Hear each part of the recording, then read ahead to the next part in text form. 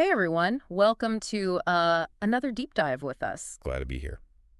Today we're tackling John C. Maxwell's The 5 Levels of Leadership. Yeah, a classic. It's a book that's been around for a while, but It's foundational. yeah, and we thought it'd be great to kind of unpack it together Definitely. and see what we can all learn from it no matter where we are Mm, in our leadership journey. exactly. Let's see. So Maxwell's approach, Yeah, it's not just about titles or positions. It's really about influence. okay. Like, how do you actually get people to want to follow you? Right, not just because you're the boss, Exactly. because you said so. Yeah. And so he lays out these 5 levels, and you might think, oh, 5 levels? Right. Like climbing a ladder. A hierarchy. Yeah, but that's You graduate from one to the next. right. But that's not it at all. Right. He actually uses this analogy of a staircase Oh, interesting. where each level is a foundation for the next. Yeah, I like that. So you're always building on what's beneath you.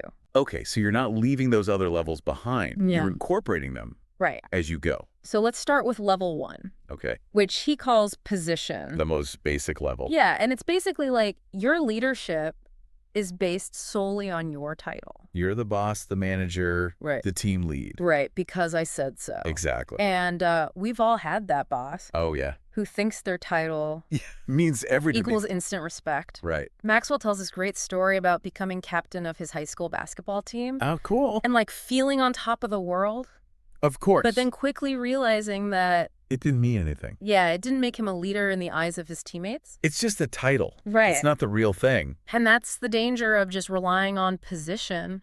Yeah. You can get stuck there. Yeah, you can create this illusion of leadership, Mm-hmm. but without actual influence. And he really dives into how this plays out in real life. Yeah. Like he says, positional leaders, Yeah. they often make those around them feel small. Oh, yeah. They focus on problems instead of potential. Mhm. And sometimes they even dislike working with people. Oh, gosh. Yeah. Makes you wonder. If you've ever felt stuck under that kind of leader, Yeah, have you? like think about how it impacted you. Did it make you want to work harder? Right. Did you feel motivated, creative? Or just the opposite? Or just shut down and do the bare minimum? Yeah, It's definitely something to reflect on. definitely. So thankfully, there's a way to move beyond this level 1 position trap. Okay. And that's level 2, which Maxwell calls permission. Permission. Yeah. And this is where things start to shift a bit. Okay. So instead of demanding you're earning influence, Oh, interesting. by building genuine connections, you're making people feel valued Mm-hmm. and safe to contribute. I like that. Maxwell has this great line. He says, What is it? people go along with leaders they get along with. Makes sense. Right. So simple, but so true. Yeah, and there's this amazing story about Nelson Mandela Yeah. that really illustrates this principle of valuing people over hierarchy. Tell me about it. So he's having breakfast with this businessman, Okay. right? And he notices his driver's just waiting outside in the car. Okay. And Mandela insists that the driver joins them for breakfast Wow. and treats him with the same respect Right. that he's giving to this important guest. Wow, that's powerful. Isn't it? Yeah, it really shows you that leadership is about respecting everyone, Right? regardless of their position. Yeah, and when you do that, You build trust. exactly. You build connection. Mm-hmm. And that's how you earn permission to lead. Okay, so we've built those connections. Yeah. What's next? What comes after permission? Well, level 3 is all about production. Oh, production. Meaning it's time to get things done. Let's go. This is where the rubber meets the road. Okay. So it's about delivering tangible results and proving your competence as a leader. You've got to show what you can do. Right. And I love this quote that Maxwell uses from Peter Drucker. Oh, yeah, Drucker. He says, there are 2 types of people, those who produce results and those who give reasons why they didn't. It's so true. Isn't it? Yeah, you've got to be in that first category. And it's a good reminder that at this level, it's not enough to just be like cursable. Right.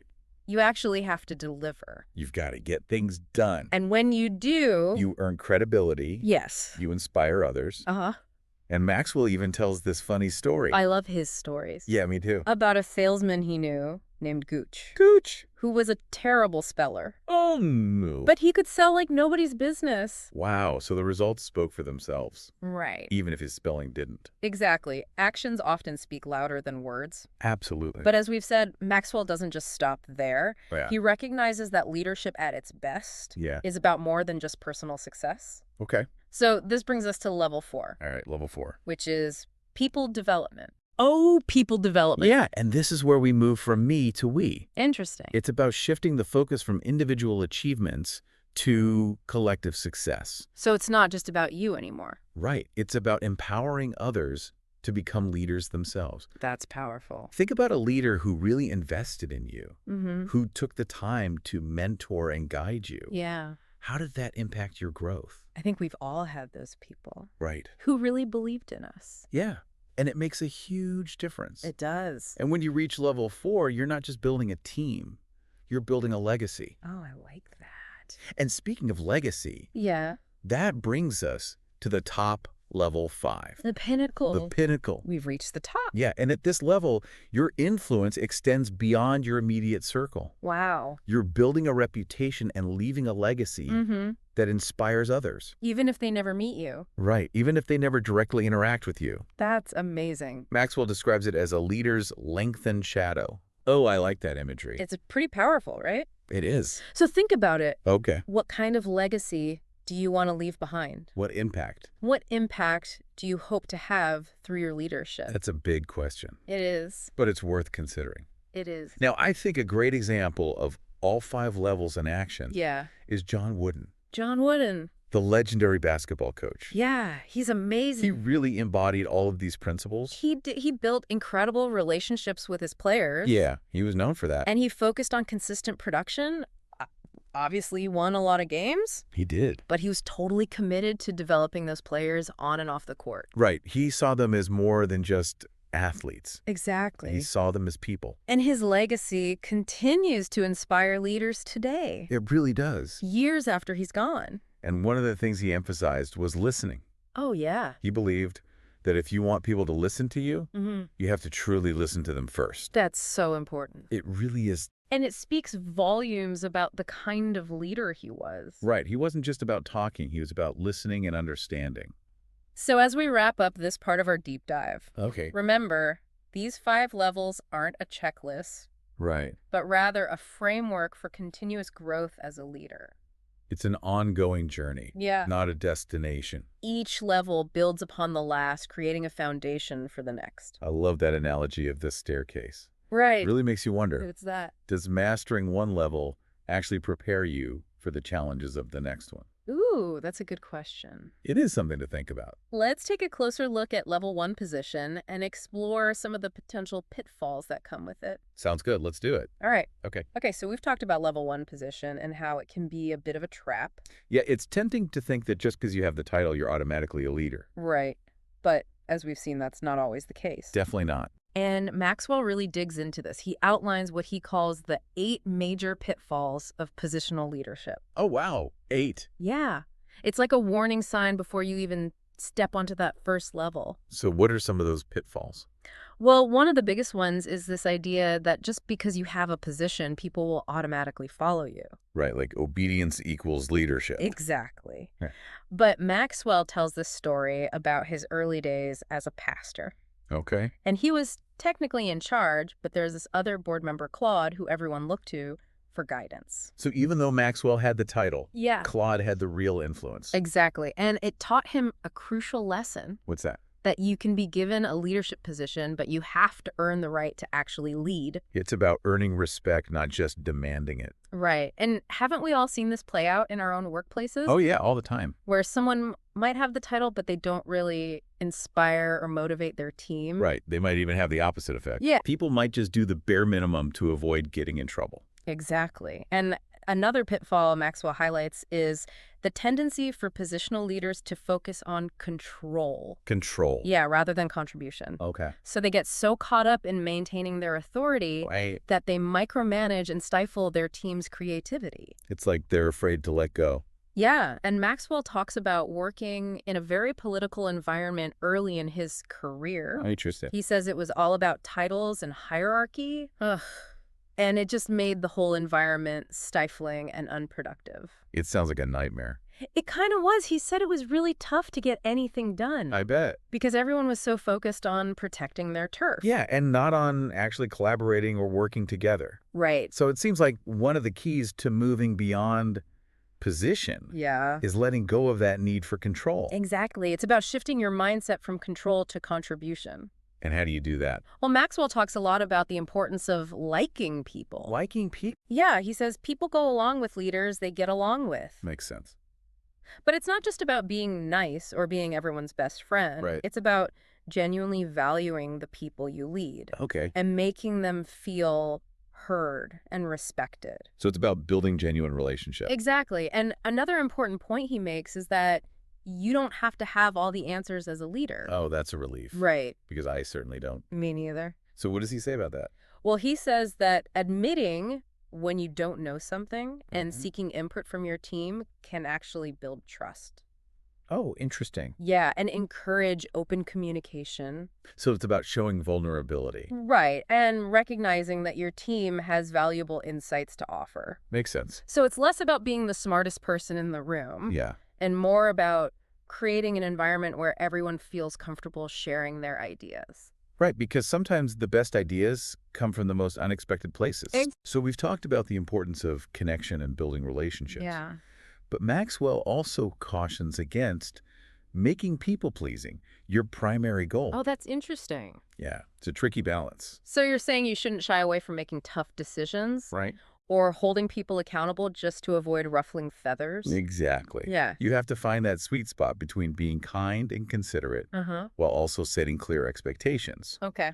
and holding people responsible for meeting them. It's about being a leader, not a pushover. Exactly. You can't be afraid to have those difficult conversations Right, because sometimes that's what's best for the team. in the long run. Yeah, and I think this leads nicely into level 3 production, Oh, yeah. Product. where you're taking those relationships you've built Right. Yeah. and channeling them into tangible results. So now we're getting down to business. We are. This is where the rubber meets the road. It is. And level 3 is all about proving your competence by delivering. And Maxwell stresses that this is where you build real credibility as a leader. You've got to show that you can walk the walk. Right. And he uses the example of that salesman Gooch we talked about earlier. Oh, no, Gooch the terrible speller. But he could sell like nobody's business. Right. So in the end, Results are what matter. exactly. And Maxwell goes on to talk about the importance of setting a good example, Mm-hmm. leading by doing, Okay. and showing your team what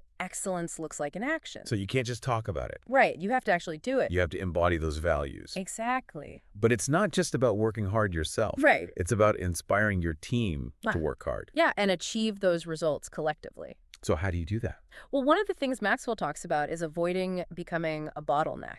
A bottleneck. Yeah, where everything has to go through you. Oh, I see. So he suggests that leaders identify their strength zone. The strengths. So. Yeah, those areas where they naturally excel Okay. and can have the most impact. So figure out what you're best at. Right. And then focus your energy on those things. And delegate the rest. Exactly. Trust your team to handle other tasks and responsibilities. It's about empowering them. Right. And giving them the opportunity to grow. Now, I'm sure there are times when you have to make tough decisions as a leader. Oh, absolutely. Decisions that might not be popular with everyone. Right. And Maxwell acknowledges this. He says he actually regrets the decisions he didn't make. More than the wrong decisions he did make. Wow, that's powerful. It is, isn't it? It sounds like he's saying that inaction can be just as detrimental as taking the wrong action. Exactly. You have to have the courage to make those tough calls, Even when they're difficult. even when they're unpopular. Yeah, and that can be really hard. It can, but it's part of being a leader. So level 3 is about striking that balance between inspiring your team Uh-huh. and having the courage to make the tough decisions that will move the needle. Right. It's about finding that sweet spot between being supportive and being decisive. Exactly, and while achieving success at level 3 is a significant accomplishment, Yeah. Maxwell recognizes that it's not the end of the leadership journey. There's more to it than just hitting those targets. Right, because true leadership is about more than just that. It's about developing other leaders. Which brings us to level 4, people development. People development. This is where things start to get really interesting. Okay, tell me more.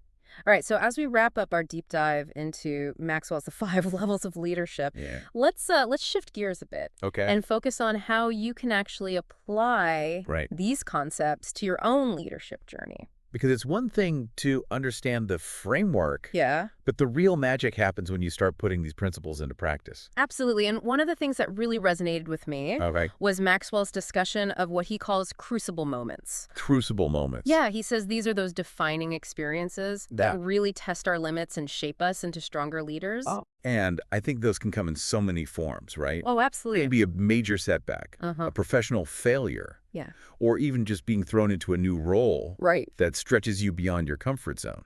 And Maxwell actually shares some of his own crucible moments in the book. Oh, really? He talks about leaving a successful organization to start his own company. Wow, that's a big one. Yeah, and facing a health scare. Oh, gosh. And even achieving this seemingly impossible goal with his team. So a real range of experiences. Right. And he emphasizes that these experiences, while difficult, forced him to develop new skills and become a more effective leader. So it's about how you respond to those challenges. Exactly. It's not about avoiding them. Like- It's about learning from them. And he encourages us to look back on our own crucible moments and identify the lessons we learned. Right.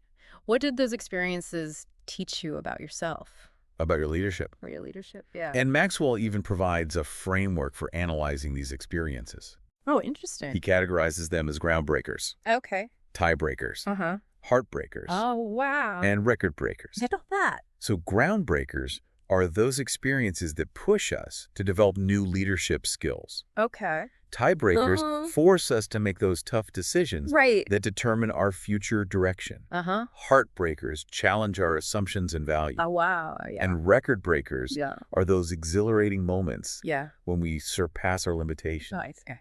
and achieve something extraordinary. So it's a way to kind of categorize and make sense of Exactly. those defining moments. And extract valuable insights from them. I like it. Yeah, it's a really useful tool. And, it reminds us that challenges aren't something to be feared, Right. but rather embraced as opportunities for growth. Absolutely. Every challenge is a chance to learn and become a better leader. Now, as we reach the end of our deep dive, Yeah. I want to leave you with a final thought-provoking question. Ooh, I like those. It's something that Maxwell touches on but doesn't explicitly state. Okay, I'm intrigued. Do you think mastering one level of leadership actually prepares you for the challenges of the next level? That's a really interesting question. It is, isn't it? Yeah, let's think about it. Okay. So the skills you develop at level 1 position, like setting clear expectations, Yeah. holding people accountable, those lay the foundation for building relationships Right. and earning permission at level 2. Because you have to be able to trust people to follow you. Exactly. And the focus on production at level 3 equips you to handle the complexities of people development at level 4. Because you've learned how to achieve results. Right. And now you need to empower others to do the same. And the self-awareness, the humility, and the focus on legacy that you cultivate at level 4 are essential for navigating the responsibilities of level 5 pinnacle. Because you're not just thinking about yourself anymore. Right. You're thinking about the bigger picture. The long-term impact. Exactly. So it's like each level is a stepping stone, Yeah. preparing you for the next stage of your leadership journey. And it makes you realize that leadership development is an ongoing process. Yeah, it's not something you just achieve Right. and then you're done. There's always room for growth. Always. And each level presents new opportunities to learn and evolve. So as you continue on your own leadership journey, I encourage you to embrace the challenges, seek out opportunities for growth, Yes. and never stop learning. Because the best leaders are always learning and growing. Absolutely. Well, thanks for joining us on this deep dive Yeah, this was great. into John C. Maxwell's The 5 Levels of Leadership. I always learn something new when we revisit these classics. Me too. Yeah. And we hope you gain some valuable insights that will help you on your own leadership journey. Until next time. Keep learning, keep growing, and keep leading.